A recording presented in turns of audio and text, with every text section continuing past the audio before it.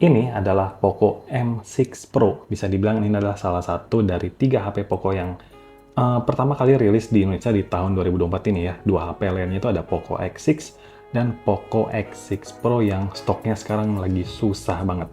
Oke, sekarang sih kita akan bahas Poco M6 dulu ya. Jadi ini HP yang varian bisa dibilang yang paling murah di antara ketiga HP ini. Harganya 2799 juta. Tapi kalau nggak salah itu harga promo ya. Harga normalnya sih kalau nggak salah di 2999 juta alias 3 juta. Jadi ya ini bisa dibilang HP yang cukup menarik di harga segini karena yang pertama nih ya, dari segi prosesor.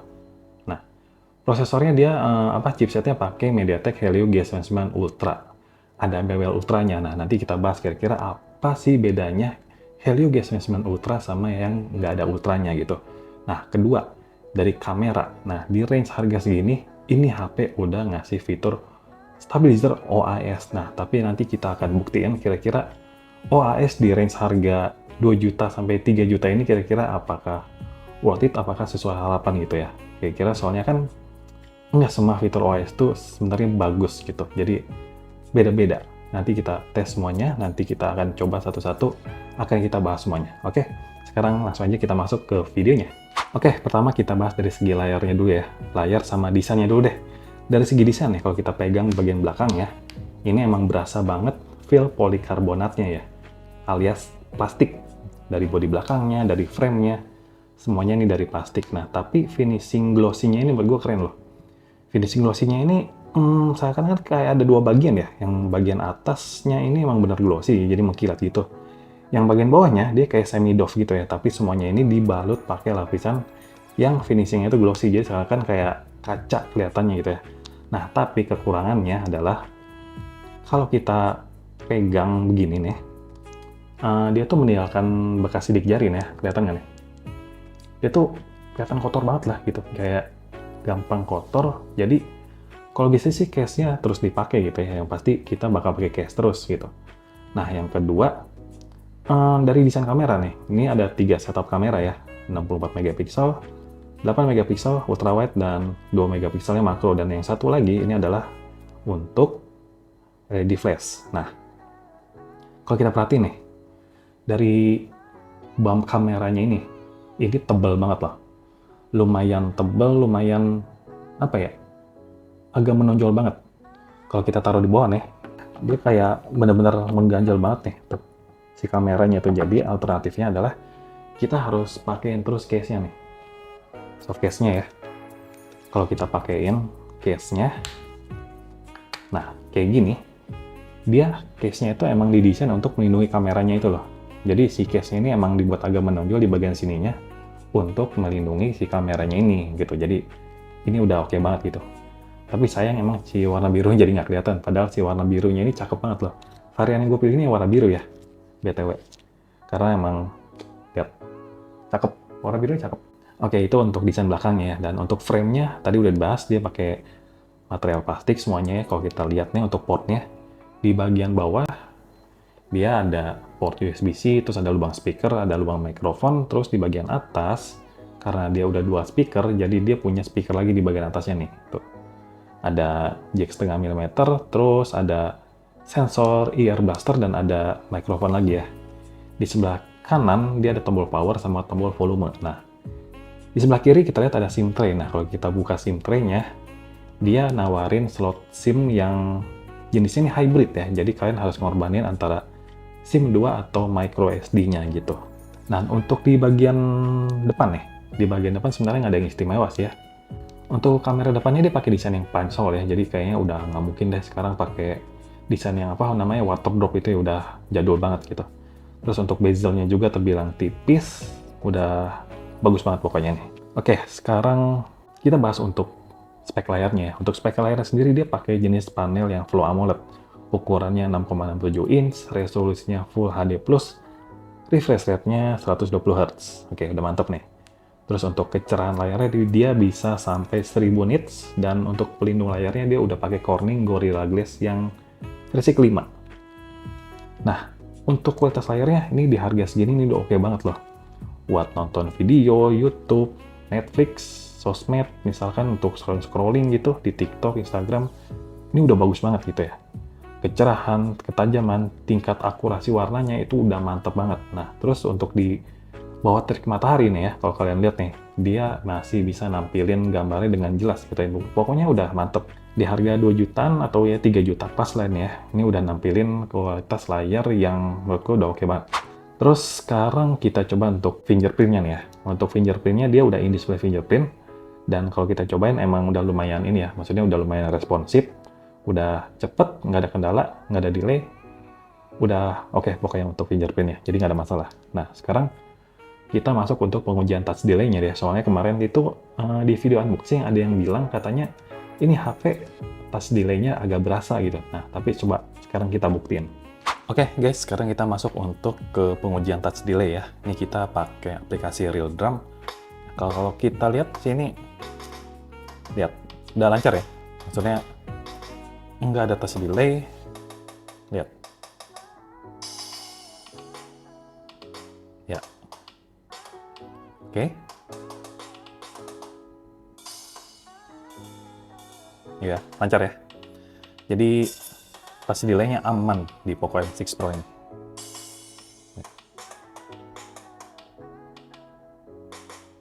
Tuh ya. Oke, sekarang kita coba untuk pakai aplikasi Touch Screen Test. Oke, ini untuk multi-touch-nya dia bisa sampai 10 sentuhan harusnya. Nah, di sini lihat untuk touch delay-nya juga aman ya, lihat. Tuh. Ya, masih smooth ya. 3 jari, 4, 5. Oke, masih aman, 5 sentuhan. Masih smooth banget tuh, lihat. Dia tuh bisa sampai 10 sentuhan. 4, 5, 6, 7, 8, 9. Oh, agak sulit nih. Agak sulit. Gimana ya, gini. 4, 5, 6, 7, 8, 6, 7, 8, 9, 10. Nah, bisa ya 10 sentuhan. Jadi aman untuk multi-touch-nya, untuk touch delay-nya juga aman tuh, lihat. Ya. Jadi kalau ada yang bilang ini touch delay-nya berasa, ini nggak terbukti ya. Jadi di sini udah aman banget. Kayak gitu. Oke? Nah, itu tadi untuk pengujian touch delay ya. Jadi sebenarnya nggak ada masalah ya. Jadi kalau ada yang bilang ternyata touch delay-nya ada masalah atau delay lah, ternyata nggak terbukti ya. Tadi udah kita coba, ternyata touch delay-nya itu benar-benar aman. Oke, jadi nggak usah khawatir. Nah, sekarang gimana untuk kualitas dual speaker-nya? Langsung aja deh, kita tes dan kalian dengerin sendiri gimana untuk kualitas dual speaker-nya.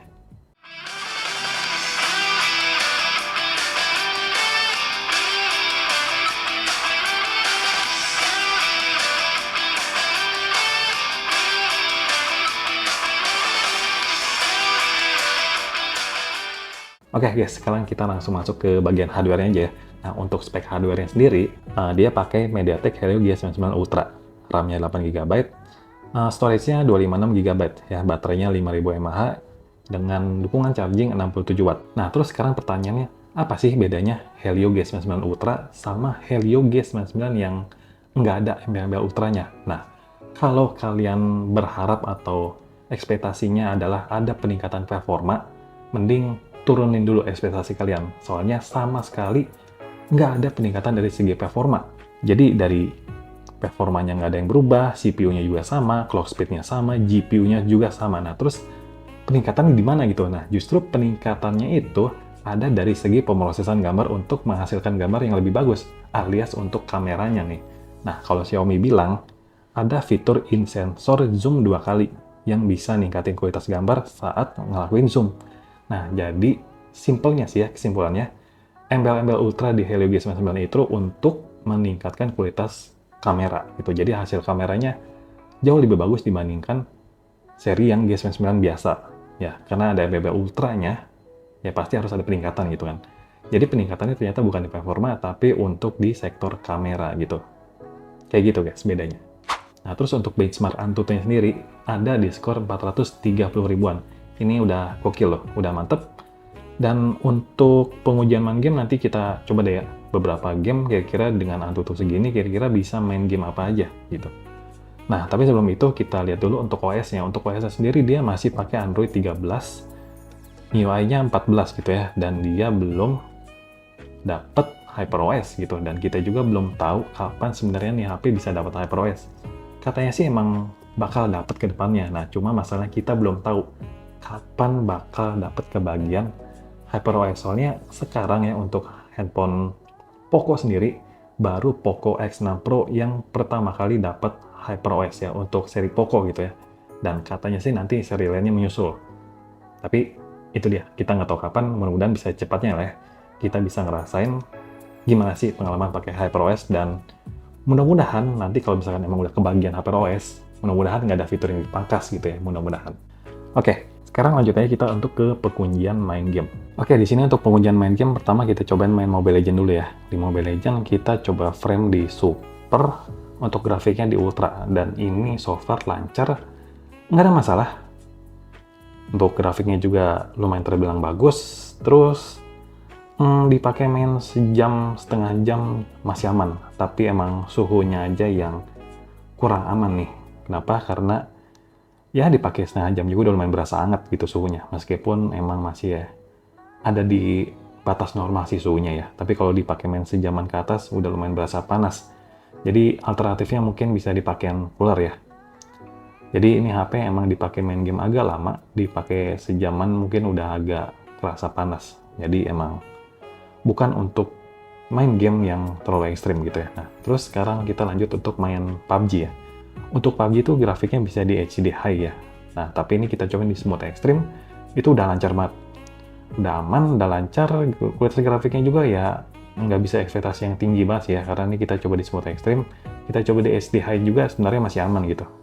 Jadi ini HP sebenarnya kalau untuk main game-game yang agak normal kayak Mobile Legends, PUBG itu sebenarnya masih aman banget gitu ya. Nah, tapi kalau kita main game yang agak berat kayak Genshin Impact, ya jangan harap bisa dapat grafik yang tinggi ya.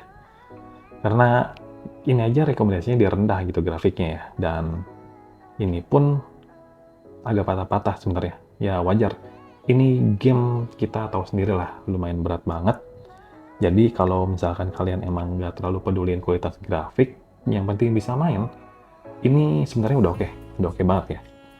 Kalau untuk cuma sekedar buat jalan-jalan atau daily mission gitu, buat jalanin quest-quest biasa, ini udah oke. Tapi kalau untuk pemakaian yang agak berat, pemakaian lama, atau kalian yang memang mentingin kualitas grafik, agak kurang cocok main Genshin Impact di Poco M6 Pro ini sebenarnya gitu. Ini cocoknya untuk yang pemakaian agak ringan dikit. Nah, tapi kita cobain satu game lagi yaitu Car X Street. Nah, untuk main game ini otomatis grafiknya itu ada di medium lah ya, di angka 3 nih kok. Jadi untuk di medium ini game emang lumayan berat juga sebenarnya ya. Kalau kita lihat emang ya frame rate-nya nggak bisa dapetin 60 lah ya, yang pasti 30 mungkin ini bisa dapet, dan kadang emang suka agak patah-patah. Tapi ini masih untuk dimainin sih masih ya, maksudnya apa ya, masih nyaman gitu. Masih lumayan nyaman untuk dimainin. Jadi untuk main Car X Street ini masih nyaman, dan lagi-lagi kalau kalian emang nggak terlalu mentingin kualitas grafik, yang penting bisa main, ini udah oke. Tapi kalau kalian mentingin kualitas grafik, agak kurang cocok. Jadi kesimpulannya untuk main game Poco M6 Pro ini cocoknya untuk main game-game yang agak kelas menengah lah ya, menengah ke bawah maksudnya. Kayak PUBG, Mobile Legends itu udah oke banget. Tapi untuk main game yang agak kelas atas kayak Genshin Impact, terus Car X Street, untuk pemakaian yang agak ekstrim agak kurang kuat secara performanya gitu. Oke, sekarang lanjut deh kita ke bagian baterainya. Untuk baterainya sendiri tadi udah dibahas ya. Kapasitasnya 5000 mAh, terus untuk chargingnya 67 Watt. Nah, untuk pengujian charging nih, kalian bisa lihat ya. Gue coba ngecas di kapasitas 7%. Di jam 22:10. Nah, sampai penuh 100% itu ada di jam 23:00. Pas banget di jam 23:00. Nah, jadi dari 7% ke 100% itu dia cuma butuh waktu di 50 menit ya. 50 menit. Jadi ini udah termasuk cepet gitu untuk ngecasnya. 67 watt emang terbilang udah lumayan cepat sebenarnya gitu. Jadi untuk daya tahan baterai ini udah oke. Untuk pemakaian sehari-hari, kalau misalkan emang kalian nggak terlalu sering main game, untuk pemakaian normal, untuk kerja misalkan untuk foto-foto yang nggak terlalu sering banget, untuk pemakaian normal lah istilahnya, ini bisa bertahan seharian, bahkan seharian lebih loh. Sehari nggak ngecas ini masih kuat. Nah, tapi kalau pemakaian kalian mungkin agak berat, misalkan ada sering main game, terus sering buah kamera, foto, video gitu. Mungkin sehari cuma butuh sekali ngecas saja. Jadi untuk daya tahan baterai ini udah oke banget gitu. Untuk pemakaian udah oke banget gitu. Oke, sekarang kita lanjut ke bagian kameranya. Untuk kamera sendiri dia ada 3 kamera. Oke, untuk spek kamera nih ya. 64 megapiksel OIS untuk kamera utamanya. Kamera ultrawidenya 8 megapiksel, terus untuk kamera makronya 2 megapiksel. Nah, sekarang langsung aja deh kita bahas untuk fitur-fitur kameranya. Oke, guys, sekarang kita masuk untuk ke fitur-fitur kameranya. Untuk fitur-fitur kameranya nih, kalau bisa dilihat di sini dia ada portrait, terus ada mode malam, terus untuk sini more itu ada 64 megapiksel.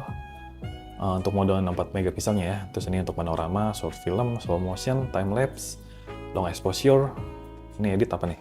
Oh, untuk edit ini ya. Oke, itu untuk fitur-fiturnya. Terus ada fitur apa lagi ya? Untuk ini untuk white-nya. Oke. Untuk white-nya, terus dia bisa di zoom sampai 10 kali ya. Oke, terus untuk foto di sini dia ada filternya juga, ada filter, lihat. Filter, terus ada beauty, nanti kita coba ya di hasil fotonya. Banyak banget nih filter yang bisa kita pilih tuh. Kita pasang di normalnya dulu, terus di sini ada fitur HDR. Oke, HDR off, HDR on. Terus ini ada apa lagi foto. Terus di sini ada apa lagi kalau kita lihat? Nah, di sini ada flash, HDR-nya tadi di auto, terus ada AI kamera, ada makro, terus ada masih banyak banget nih. Ya bisa kita lihat. Yang bisa kita explore di sini lumayan banyak nih. Assist cam, ada tilt shift, voice shutter, tuh ada voice shutternya juga. Lihat. Oke, terus di sini untuk videonya ya. Untuk videonya kita lihat di sini resolusi 1080p itu ya, untuk 1080p nya dia bisa di 30 dan 60 fps. Untuk 720p nya dia cuma mentok di 30 fps saja tuh. Ya, 60 nya nggak bisa. Jadi 60 fps nya cuma di 1080p ya. Oke, di sini ada ini makro. Oh, bisa video sambil pakai kamera makronya berarti ya. Oke, terus untuk video di ultra wide itu dia cuma mentok di 720p aja ya. Dia langsung ke lensa yang biasanya lagi tuh. Nah, jadi untuk yang lensa wide-nya dia bisa ngerekam di 720p 30 fps aja.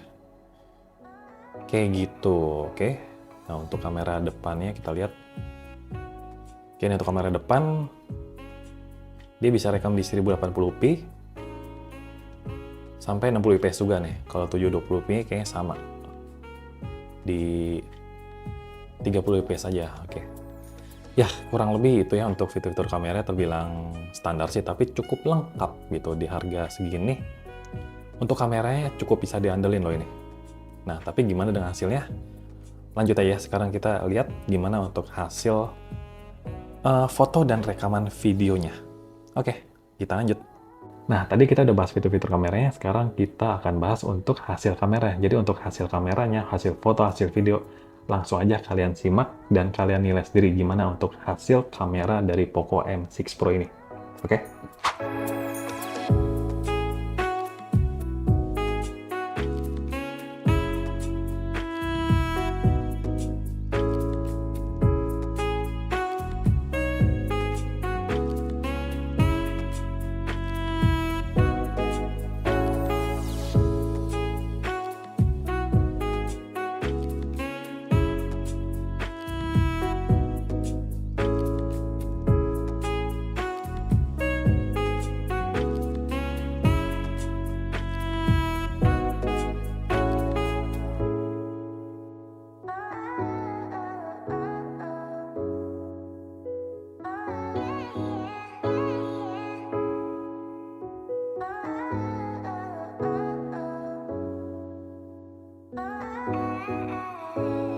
Oke guys, sekarang untuk kesimpulannya nih ya. Kesimpulannya ya, untuk HP di harga 3 juta lah ya kita nyebutnya, karena ini HP emang harga normalnya di 3 juta.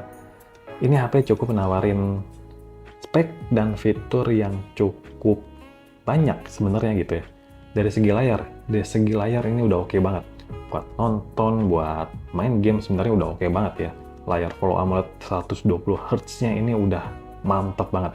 Gue udah suka banget. Maksudnya dengan harga segini, ini HP udah bisa nawarin layar dengan kualitas yang menurut gue udah bagus banget. Untuk main game juga sebenarnya udah bagus. Nah, tapi sayangnya kendalanya di hardware ya. Kalau misalkan kalian emang untuk main game yang lebih berat kayak Genshin Impact, terus Scar X tadi yang kita coba, emang agak kurang kuat untuk ngangkat bisa main game dengan lancar sebenarnya gitu. Nah, tapi kalau kalian emang dicoba untuk game yang lebih rendah kayak PUBG, Mobile Legends, itu udah lancar banget, udah bagus banget gitu ya. Jadi emang ini kendalanya adalah untuk main game yang lebih berat kurang cocok. Cocoknya ini untuk kalian yang suka main game yang standar-standar aja lah gamenya gitu aja. Untuk yang berat-berat agak kurang kuat. Jadi ya maklum ya, untuk di harga segini emang nih HP tujuannya bukan untuk main game yang terlalu ekstrim, tujuannya untuk main game yang agak ringan-ringannya aja gitu, karena emang apa ya, keunggulan utamanya bukan di performa sebenarnya gitu ya. Ini HP bisa dibilang lebih ke all rounded gitu ya, untuk layarnya, untuk performa, untuk kameranya juga ini udah all rounded banget sebenarnya.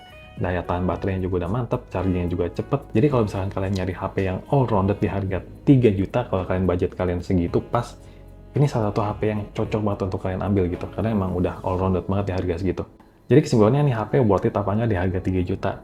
Perlu gue bilang ini worth it banget tuh kalian coba ya. Jadi kalian yang suka kamera, performa, terus butuh HP dengan kualitas layar yang bagus, daya tahan baterainya awet, chargingnya cepet, ada semua di HP ini gitu ya. Jadi emang ini bener-bener HP yang cukup all-rounded di harga 3 juta. Nah, terus untuk kekurangannya apa nih?